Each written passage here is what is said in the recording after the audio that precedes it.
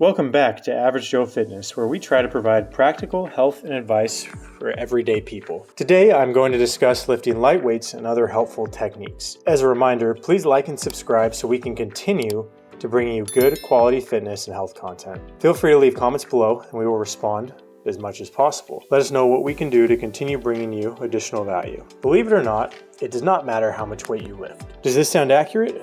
Does it matter at all? This is what we will discuss. My main point is that you don't always have to lift heavy weights. Sometimes, body weight or light weight is all you need to see impressive gains in your physique. This is still a stimulus or external load on your body, which can lead to a change in how you look and feel. Lifting light weight can be very effective in helping transform your body and feel healthier. Stick around to the end and I'll fill you in on some of my biggest tips. I will make sure to cover some of the techniques and helpful resources to help you see some gains and improvement in how you look and feel through using relatively lightweight. I would like to give some background on strength training in general before diving into lightweight resistance. According to NIH, and I quote, "Strength training, also known as resistance training, is different than aerobic exercise such as running, cycling, walking. Weightlifting, either with machine or free weights, is one type of resistance training. Other types include medicine balls or resistance bands, body weight bearing exercises such as push-ups, squats, or yoga. Resistance training requires our muscles to contract to lift a heavy object against the pull of gravity. As we lift weights or do other demanding exercises, our ATP reserves are replenished through a complex, coordinated metabolic and chemical response that cascades through the entire body.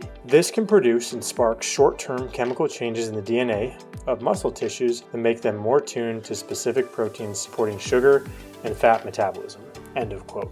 In the same study, they looked into year-long exercise training intervention, known as lifestyle intervention to improve bone quality at different high-risk populations. And I quote, "As people lose weight with diet and aerobic exercise, they have an increased risk of losing lean muscle mass and bone density, both of which are important for everyday activities and avoiding falls. That's where strength training has an important role," says Villarreal. Villarreal's team found that healthier diet combined with a workout mixing aerobic exercise, resistance, and balance, resistance training is the most important component because it builds muscle and reduces the loss of muscle mass. End of quote. As you can see, resistance training in general makes a difference. To add to this with another study from the New York Times, title of which is "Lifting Lighter Weights Can Be Just as Effective as Heavy Ones" by Gretchen Reynolds. In this study, Stuart Phillips, a professor of kinesiology at McMaster University in Hamilton, Ontario, studied muscle and exercise. He found, and I quote, "Many people find lifting such heavy weights to be daunting or downright unpleasant, which can discourage them from taking up or continuing with resistance training program," Dr. Phillips says. So in recent years, he and colleagues have been looking into effects of different types of weight training,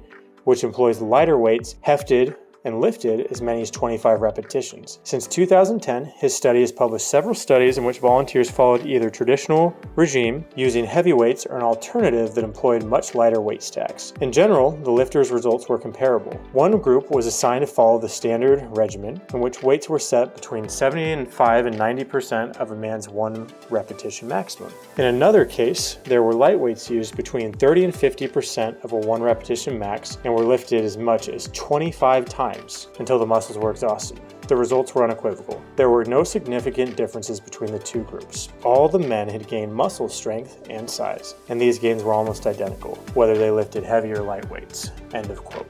To bring the point full circle, the research does show that lifting light weights can lead to similar hypertrophy and changes in body composition as heavier weights. A lot of times people view light weights as something that you would just do 12 or 15 times and is relatively easy to do and just kind of make your way through. I would challenge you to go even higher with the repetitions and push yourself. It is of course important to use proper form, range of motion, and time under tension. My point is, don't be afraid to push for 25 or even 30 repetitions. And of course, be safe. While you most likely will need to lift heavier weights to see bigger increases in strength or progressive overload, it does not mean you can still not have numerous benefits from lighter weights. Plus, to put things in context, lighter weights can be relative based on the person. I'm just trying to give you options and encourage you to start lifting and start moving your body. If you found this helpful or gained value, please like and subscribe. As a reminder, you do not even have to have an external load. Things can be effectively done mastering your own body weight, just doing squats, lunges, pull-ups, and push-ups. This can make a big change in your body's physiology, mobility, and strength alone. For argument's sake, I would not recommend picking up a 1-pound dumbbell just messing around without a purpose or plan. Always plan out what you're going to do. With lightweight, it will be especially important to try to focus on mind-muscle connection. What is mind-muscle connection? This is simply bringing attention to the body part or area of your body that you are trying to work. For example, if you were doing a bicep curl, visualize and think about your bicep. There have been numerous studies and people in real life who talk about how this has helped transform their bodies. This simple psychological tactic can lend itself to helping you make strength gains and truly feel the movement as you work through different progressions. I would like to emphasize that working out in general requires effort and concentrated energy. It takes being consistent and working on things day after day. It requires dedication and doing a little something on a regular basis. Doing 5 minutes of exercise a day is better than skipping a workout altogether, sitting on the couch, and thinking about all the workouts that you might have done. Any amount of weight, when applied consistently, will lead to increased health benefits. Again, any amount of weight done consistently, even your own body. Remember, as with all training, you can manipulate different variables. You are picking up and selecting a certain weight. Make sure that weight is something you are comfortable with and will not injure you. It is always important to get a good squeeze or contraction. Work through the full motion. Doing little movements without properly working the given muscle will not do anything. I would like to clarify a little bit of terminology. The sets are the amount of overall volume you are doing in a workout. For example, if you say I'm doing 3 sets of 8 to 10 repetitions of an exercise, the sets are the overall group of time in which you are lifting the weight. The repetitions are the amount of time you are doing the movement without taking a break. One thing which should be obvious is that you will not lift heavier weight or continue to progress your overload or increase weight right away when lifting lighter. The goal is to keep the reps high. Instead, your focus should continue to be on either increasing repetitions, for example, going from 15 to 20 reps, or as an alternative, you could add in an extra set. I would not recommend increasing forever or increasing both. This can lead to overtraining.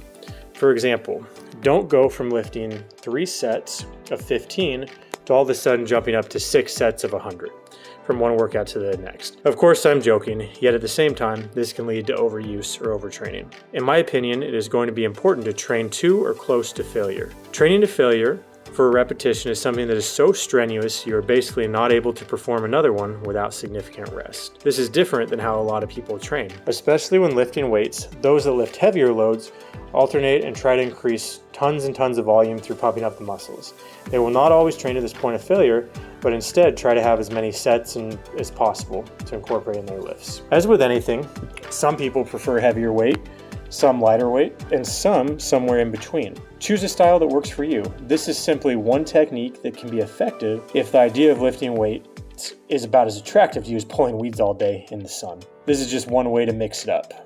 Another term to cover quickly is periodization. Periodization is changing up your lifting style after a certain amount of time doing the same thing. For example, 6 weeks of lifting 12 to 15 repetitions may be best followed by 6 weeks of 25 repetitions. Make sure to mix things up. Keep it fun. Do what works best for your body. Eventually, the body adapts and gets used to the training stimulus. As with anything, you may need to alternate lifting light weights with other techniques. Please remember, lifting light weights does not mean low effort. Remember, close to failure is only 1 to 2 reps away from not being able to lift the weight. It will take time to figure out where your close to failure point is. If you feel like you are not progressing or feeling it, push it a little closer to where you feel your point of failure is. I would recommend trying to train similar muscle groups together. It is important to hit all muscle groups 2 to 4 times a week to maintain gains in hypertrophy. I would recommend push or pull, leg days, arms, different groupings together that work well. Remember, you will get fatigued.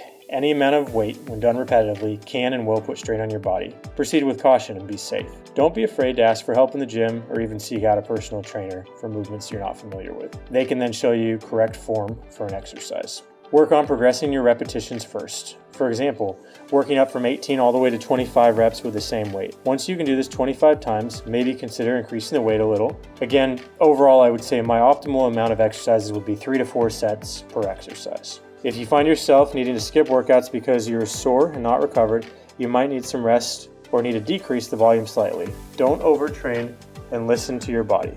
Here are 4 additional tips to leave you with since you've made it to this point. First, always do compound lifts first. Compound lifts recruit multiple body parts and require a lot of energy. Examples of these would be squats, deadlifts, bench press. Learn what training to failure feels like for you. This may take a few lifts or weeks to get comfortable with. 3, nutrition, nutrition, nutrition. Always be mindful of what you put into your body. 4th, I prefer to lift higher weights to get a pump or isolation for different movements that are simpler, like bicep curls, tricep pushdowns, things like this. Everyone will be different, but this is just a little tip. If you enjoyed the video content, please like and subscribe. We enjoy bringing good fitness to the average person looking to improve their life. Practical advice for real people.